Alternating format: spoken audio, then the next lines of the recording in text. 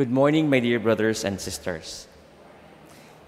Ihabol ko na rin po, apart from birthday po ni Ching, yung ating Saksan Mayor, ngayon din pong araw na ito ay anniversary po ni Father Rector, ni Father Eric Castro, kanya pong pagkakapari. Kaya we also include and pray for him in this Holy Mass. My dear friends, here in Manila, in Metro Manila, it is not uncommon that we would meet people who would be begging, yung mga tao pong nagmamalimos o namamalimos. Katunayan, here in our parish, here at the National Shrine, maya halos magpupunta po sa may parish office, nangihingi, no? Minsan po pera, pamasahe daw, minsan po pagkain o bigas. No? In however we can address the need of the person, we do our best also to give, provide. Pero alam naman nating lahat na minsan, sadyang may mga taong nang-aabuso. There are people who would really take advantage of the goodness of other people. Ako po, I work in Radio Veritas. Doon po ang aming opisina sa kanto po ng EDSA at West Avenue. Minsan po, isa po sa aming mga reporter nagsabi sa amin na, Father, alam nyo ba, tuwing umaga, meron diyang isang van na paikot-ikot dito sa ating lugar at may nagbinabang mga namamalimos. Para bang mayroong service yung mga namamalimos. Para bang it's an organized group that there would be people who would be deployed to beg in the streets. At ang nakakalungkot, you can see these are sick people. These are old people. Mga taong talagang mahina at vulnerable. Yes, totoo, may mga sindikato naman talagang gumagawa ng ganito at minsan nakakalungkot. But siguro ito po yung dahilan kung bakit we have this anti-mendicancy law of 1978 na huwag mangyari na may mga taong nang-aabuso.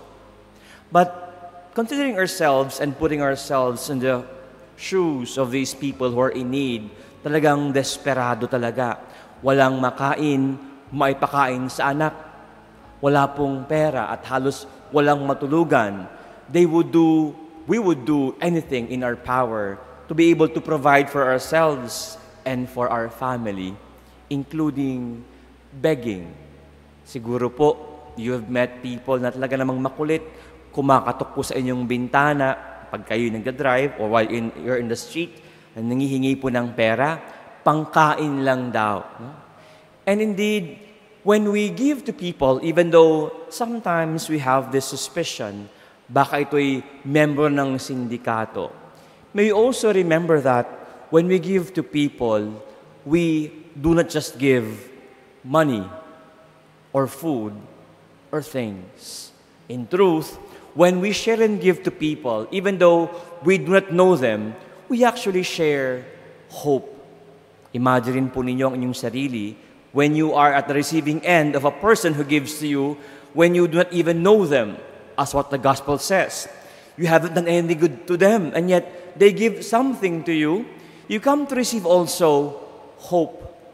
You realize there are people who care, and there are people who give. We receive not just things, we receive hope. May pag-asa. May mga taong may pakialam at may mga tao naman palang kahit paano may malasakit. My dear brothers and sisters, in today's gospel, this Saturday of the first week of Lent, we hear about the Lord telling His disciples and the people listening to Him that we are being asked to love not just our neighbor and those who love us back, those who can provide for us, who can support us in turn or in return for all the good things we may or we can give them. The Lord tells us, love even those people who cannot give anything back to you, even your enemies. Love your enemies. The Lord even said that God would make the sun and the rain benefit even those people who are sinners, those who not obey God's commandments. Because God doesn't only give things or benefits, He gives so much more. He gives hope. Kaya nga tayong mga tao, every time we are in dire need of something, we never lose hope because we always say, may awa ang Diyos. God provides. We would not give up on life when we realize God provides and God is merciful. There will be times in our lives, in our country, when we feel it's so dark. Especially po pag mayroong mga kalamidad na nangyayari. With all the corruptions going on, we feel parang wala ng pag-asa, ang dilim-dilim ng mundo. But every time we see and notice there are people who would still be giving and sharing. People who are willing to give not just time, but also talents and treasure. We realize may pag-asa ang mundo. Our faith in humanity is restored.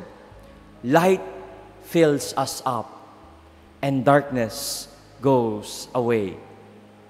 When people share, when people give, it isn't just things that they share and give. We're able to share and give so much hope.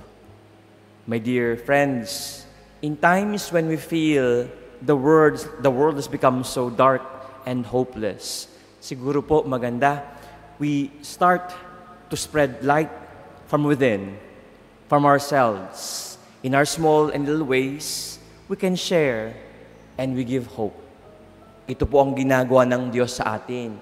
He would want us to share and to give as much as He also share and give, that we would not despair, that we would always realize there is hope because God always cares. Ito rin nawa po ang ating sundin at gawin. We share, we give, not just things, but we share hope to the world. Ngayon pong panahon ng Kwaresma, isa po sa ating ginagawa, according po sa ating batas, no? O sa ating pong tradisyon bilang mga Katoliko, we do almsgiving.